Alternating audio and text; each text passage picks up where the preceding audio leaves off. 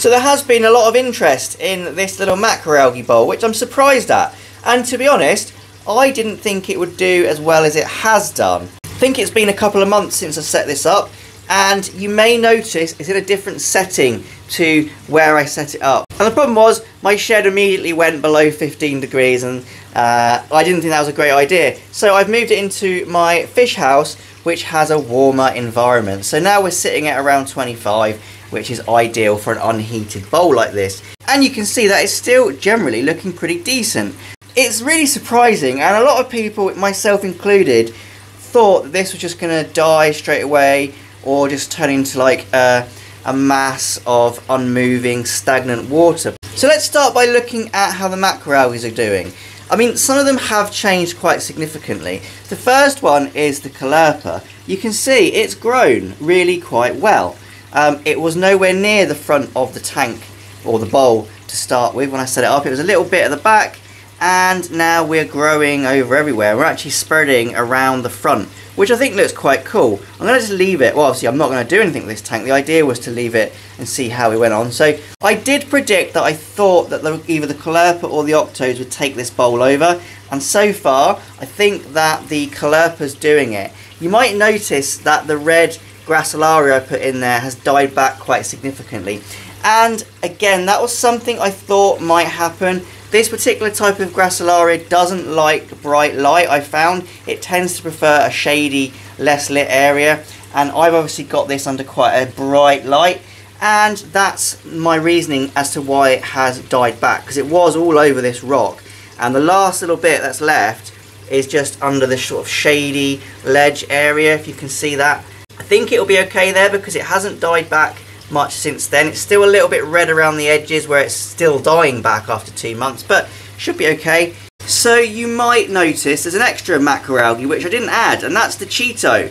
But obviously there was a little bit in amongst the algae I added, because this Cheeto has just sprung up, grown really quickly, and there's some more at the back. I don't know if it was in the rocks or just amongst some of the other algae, but there is Cheeto in here now, which is interesting, and it's grown really well. I mean, I didn't notice it to start with, so the tiniest little bit has turned into this large piece, which is quite fast growing, isn't it?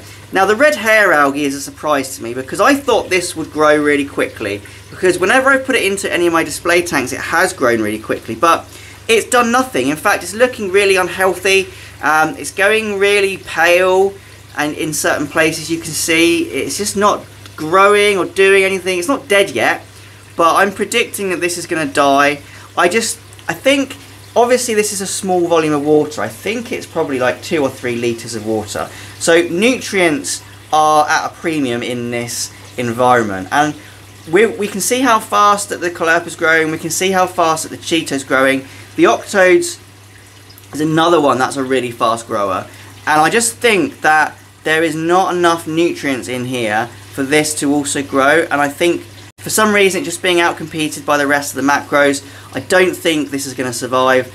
The red Gracilaria possibly might, because it's looking okay, but we'll see. It's just dwindling away. My prediction for this is in another month or 2 it's just going to be full of caulerpa, Gracilaria and possibly some octos, but we'll see what happens. Now another thing you might notice is just how clean this little bowl is. I haven't done anything to this, I haven't cleaned it, I've been topping it up as I discussed. I've got a lid on there which has stayed really nice. You can see the condensation. It did go really brown. I haven't got any footage to show you of that, but within the first 3 or 4 weeks it was completely covered in brown algae, and it was looking a little bit gross, and I thought, well, that's it then. It's just going to be a really grim looking bowl of saltwater decaying macroalgae. But what's happened is the environment has sort of fixed itself, and I'm always about setting up ecosystems in aquariums. If you've watched my videos, and you'll know how I like to use the ecosystem to manage the environment, and this is a little example of that, because I haven't cleaned the glass. I did put 2 dove snails in there, and they are in there. There's one there. There he is. And dove snails are amazing at cleaning glass and rock work and stuff like that, and you can see that he's still going about his job. He's loving his little life in his little bowl, and the two of them do a great job at cleaning all of the surfaces. But it's not just the dove snails that are doing it. There's all sorts of other little beasties in here. If we have a look at the glass, we can see what's keeping it so clean. We've got little flatworms. These are these roundy looking things. I'm super zoomed in now, so I don't know if my finger, yeah, look how big it is, but that is a flatworm, and there's quite a few of them in this tank. We've also got these little feather duster worms. These are like calciferous little worms that live in their shell, and they're starting to grow throughout the aquarium. You can see a little flatworm moving there. In the sand bed, we've got bristle worms. Now there's quite a few bristle worms in this aquarium, I've noticed, and there's quite a few big ones. I don't know what they're eating. It's possibly all the amphipods. See if I can see any amphipods. Probably not at the moment, but believe me, there are absolutely tons of amphipods in this bowl. There we go, we found some amphipods. There's normally a lot more of these running around. I don't know if I've disturbed them by filming or what, but obviously when you try and film something, the thing you're trying to film just vanishes. But yeah, there's loads and loads of amphipods and copepods in here. So they're obviously doing a really good job grazing, keeping everything clean. But other than on this blue octodes, where there's only a little bit of hair algae, it is remarkably clean, isn't it? There's no flow in here, there's no filter in here, there's no heater in here, although I am in a warm room, 25-degree ambient temperature, so you don't need a heater. Bit of a cheat, isn't it, really? But yeah, you need it to be around that temperature to keep them alive. If your room is cooler than that, you probably will need a heater in there. You can see this little dove snail going about his business, doing a great job keeping it all clean.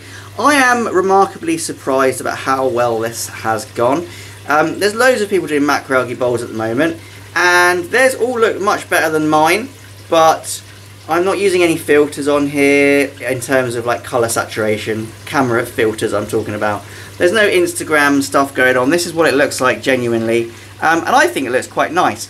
I don't know how long it will look this nice. I don't know which algae are going to succeed and which algae are going to die, but you can see it's maturing. Now bear in mind I did use a big chunk of mature live rock in here, which I think has been the key to the success, because if everything in here was immature, I don't think we'd have the bio environment that we do have now, like these little snails on the glass, you know, the copepods, amphipods and that.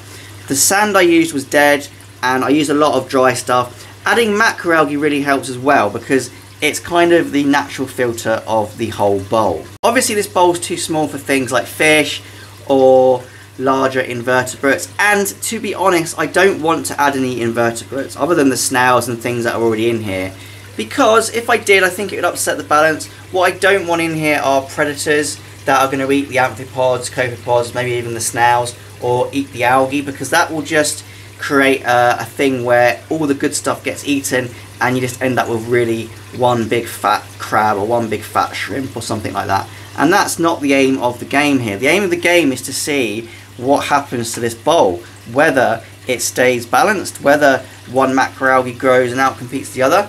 And you can place your bets. Leave a comment below. What do you think is going to happen next? I definitely think this red hair algae is going to die.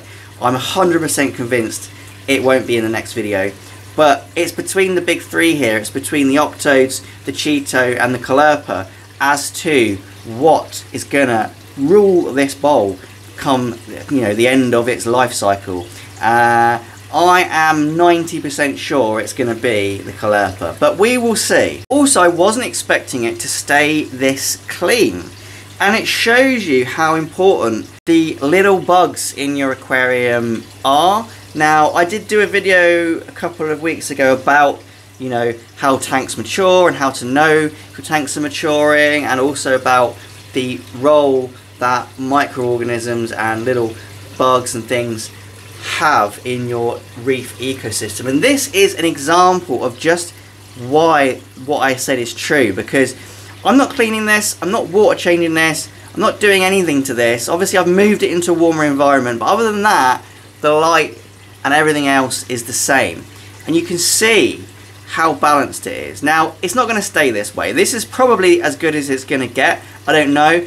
I'm assuming at some point the nutrients in here are going to run out. It's something's gonna peak and then it's gonna crash. But that's the exciting part of it, isn't it? We're gonna see exactly what happens. I'll probably do another update in this in another month or two, probably 2 months, unless something super exciting happens. But I think it's really cool, isn't it? You've obviously been very interested in it. Macroalgae bowls are kind of the in thing at the moment, which is why I did one, just to sort of see if I could do one, and I can do one, so that's great, isn't it? So, thank you for watching. I hope you've enjoyed this video. If you have, please remember to leave a like and also subscribe to my channel. Once again, thank you for watching, and happy fish keeping!